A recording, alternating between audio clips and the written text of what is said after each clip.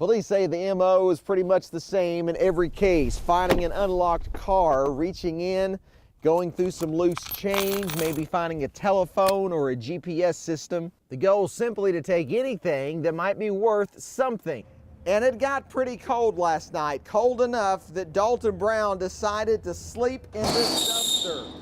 He crawled inside, and then about 6 o'clock this morning, the garbage truck arrived, picked up the dumpster, and dumped the garbage and Dalton Brown in that garbage truck.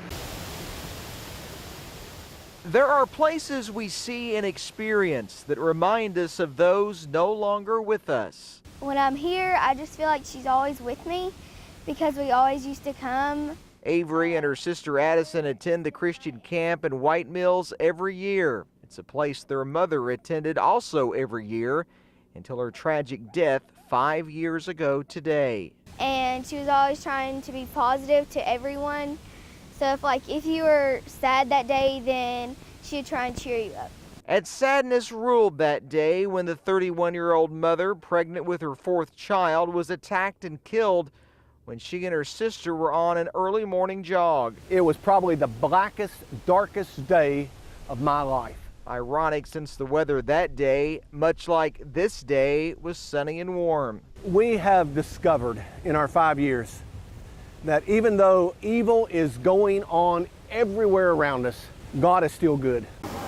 Anybody that can share. 250 Eclipse glasses were handed out. Super. And gone in minutes. We thought they were having glasses here, so we came over, and then everybody just started forming a line behind us.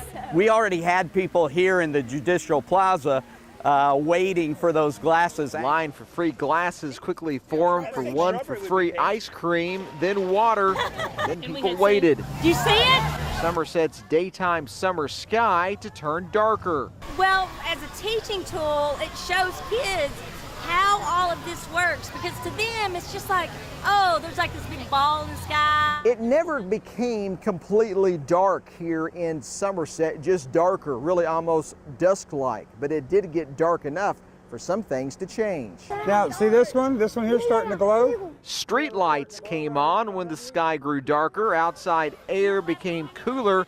It was as if it was cloudy, yet it wasn't. It's gonna go completely dark. Not long after it started, the sky became brighter and everything seemed to return to normal.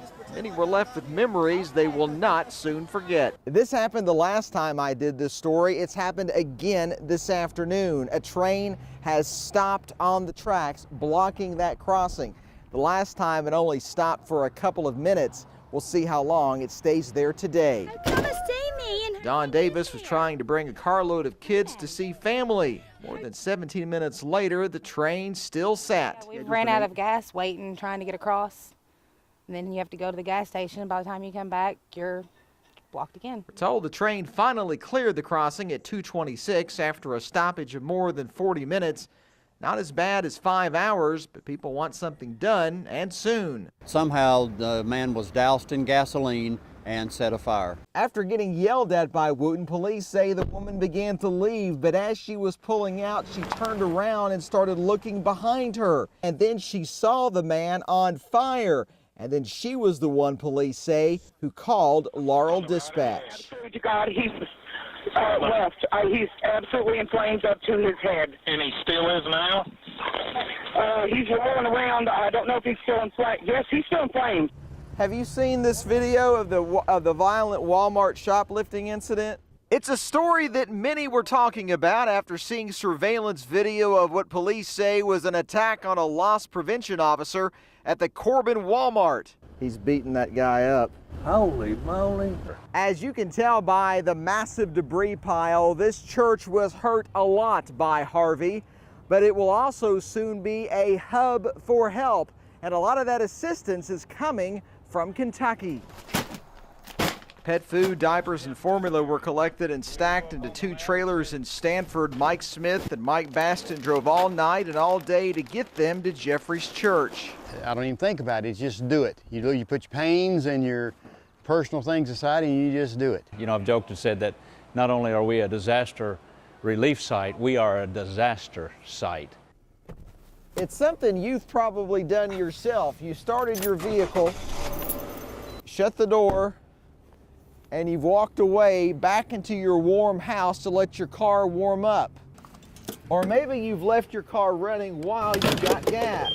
But police say leaving your car unattended for any reason is actually against state law. Twice this week, Tuesday in Laurel County, Thursday in Lincoln County. I know it's cold. We all understand that it's cold. We all like to leave our vehicles running to warm up so we're not in a cold vehicle. Thursday at Murphy Gas in Stanford, the driver went to the restroom while his truck was running and being filled up with gas. That's when police say a masked man lay in wait for the opportune moment. He removed the gas nozzle from the truck, hung it back up, jumped in the driver's seat and took off. The belief is the truck was coming from the south here on Highway 1006 and then came crashing through these bushes before barreling through the side yard here and then into the home, creating what the family fears is total loss of the home. Police say they don't know the driver's identity or what he was thinking. Could be a number of circumstances, could be under the influence,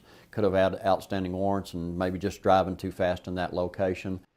Christine Markham is grateful. They do this every year and it means so much to me. Markham is one of more than 60 recipients of a food basket and a turkey for Christmas. I don't have any money to even buy my grandkids even anything for Christmas. I only draw a very small Social Security check and I'm disabled. She's a war veteran's widow on a limited income. He was in the Army during the Korean War. Disabled American Veterans Kiwi chapter raised money all year to provide food for the military widows. Volunteers are working long hours to feed a mass of humanity. They call, we come. It's just something we do. You know? Charles and Donna Castle have been with Kentucky Baptist Relief since 2005. Their first mission was Hurricane Katrina. Honestly, we can't work this hard for ourselves. This is just in God's strength. Nothing else, dear? Peg's Food Mart can count on traffic and business from Interstate 75. 219, sweetie. But some days, the foot traffic comes to a sudden stop. Does it feel like it happens at least every 2 weeks? When car crashes close the busy highway. Oh, I've been here 14 years in Rockcastle County. Hundreds and hundreds of accidents. Thursday morning at 6:45, a semi trying to avoid one crash was involved in another when the big rig went into the median through the cable barrier, causing it and a car to burst into flames. Nobody was injured, nobody was killed today. The driver saved her own life by leaping out of her car. Seen the semi coming, and she bailed out of her vehicle right before, while she's being hit, she bailed out of the vehicle. It's just one more crash along the 17-mile, 4-lane section.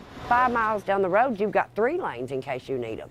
Here, we've only got 2. State officials say a major widening project starts in March. Locals hope it puts an end to the standstills and saves lives. You would think. I mean, that's what we feel like. In Rockcastle County, Phil Pendleton, WKYT. I know you notice how there's so many cars, it's unreal. Stanley Huddleston was standing on one side of Cemetery Road. His 3-year-old daughter was on the other Thursday evening. Suddenly, she darted across the road to him, but in the path of a car. She rode right here and everything, and she was stopped and everything. Now I hurry up and picked her up with instinct. Now I laid her down like that and everything. Instantly fearing the worst. Because right whenever she hit the car, I thought it busted her head wide open. Emergency crews arrived and rushed her to Corbin's Hospital. He says amazingly she had no broken bones and no internal injuries. CT scans and everything, the doctor said everything come back normal. She still has some cuts, bruises, and other marks, or in her words, Hurt. Yeah. Hurt. Yeah, you hurt. Williamsburg police tell me they believe this was merely an accident and pretty unavoidable. But they tell me that the driver was cited for driving without a driver's license, having only a driver's permit.